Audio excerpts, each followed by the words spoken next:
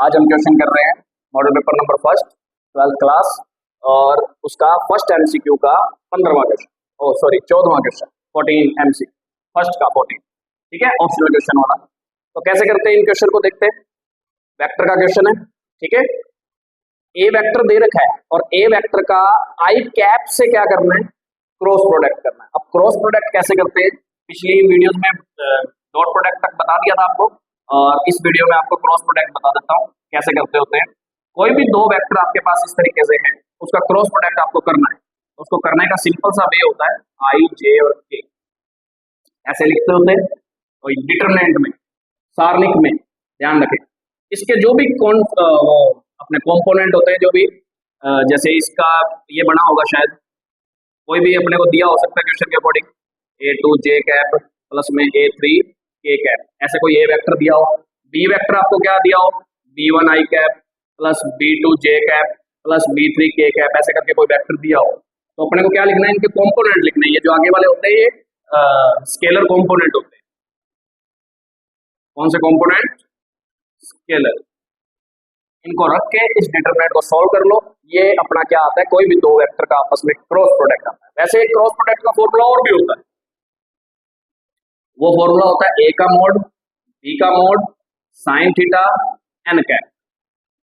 अब देखो थीटा क्या होता है, ए और बी के बीच का एंगल, ए और बी के बीच का एंगल होता है, ठीक है। एंगल अपने को दिया नहीं हुआ, ऐसा कुछ भी नहीं है एंगल वाला सिस्टम, तो इसलिए ये वाला फॉर्मूला तो लगाएंगे, लगेगा तो ये वाला फॉर्मूला, ठीक है। फिर उसके बाद ए क्रॉस बी, मतलब जो भी है कोई एक वेक्टर और दूसरा वेक्टर, उनका क्या कर लेंगे, अपने मोड निकालेंगे, मोड बाद में। तो देखते हैं भाई, ए वेक्टर तो ये दिया हुआ है 3 -1 और 1, इनके कंपोनेंट लिख लिए मैंने, ठीक है। अदिश घटक बोलते हैं इसको, आगे आगे वाले जो होते हैं ना गुणांक, सिर्फ वो अदिश घटक होते हैं, स्केलर कंपोनेंट बोलते हैं उसको। और इसमें दूसरा वेक्टर कौन है, आई। आई के अंदर मतलब B vector is equal to I, I के साथ मतलब जे है नहीं, जीरो के है नहीं, इनके साथ तो जीरो लगा हुआ और इसके साथ 1 लगा हुआ, तो 1 0 0, ठीक है। तो ये अपना आ जाएगा ए क्रॉस आई। अभी तक ए क्रॉस आई आया है, मोड तो बाद में निकालेंगे, ठीक है। कैसे निकालते हैं वो देखो, डिटरमिनेंट को सॉल्व करना आपने सीखा है।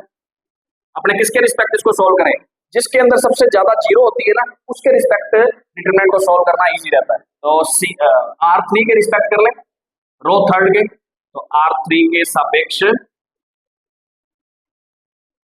प्रसार करने पर, ठीक है, प्रसार कर रहे हैं R3 के रिस्पेक्ट, मतलब एक्सपेंड कर रहे हैं, इसको खोल रहे हैं। कैसे करते हैं वो देखते हैं। इसको देखो, इसका जो 1, इसको छोड़ा, बच गया कौन, इसका इससे मल्टीप्लाई माइनस इसका इससे मल्टीप्लाई, तो माइनस माइनस प्लस हो गया, ठीक है। आंसर आ गया जे कैप प्लस के कैप, ठीक है। ऐसे करते हैं, और जीरो वाला करने की जरूरत नहीं होती, क्योंकि जीरो से कुछ भी करेंगे तो आगे वो मल्टीप्लाई जीरो ही हो जाना था सारा, इसीलिए तो ये चुना था उन्होंने, इजी पड़ता अपने को। अब ये आ गया जी ए क्रॉस आई, ठीक है, आ गया। अब इसका मोड और निकालना है, तो मोड का मतलब इसका मोड निकालेंगे तो कितना आएगा, इसी का मोड निकालना है। तो मैंने मोड निकालने का तरीका सिखाया था। कोई भी एक वेक्टर है, तो इस टाइप का कोई भी आपके पास वेक्टर मिला हुआ है,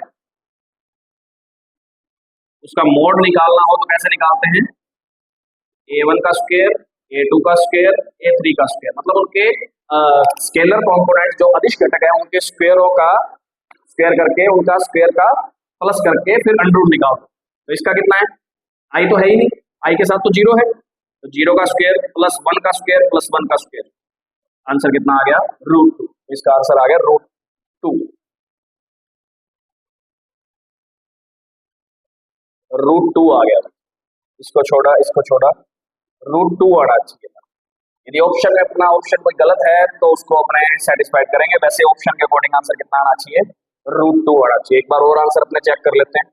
3 -1 और 1 था, ठीक है, इसका था 1 0 0, इसको छोड़ा, इसको लेके चले,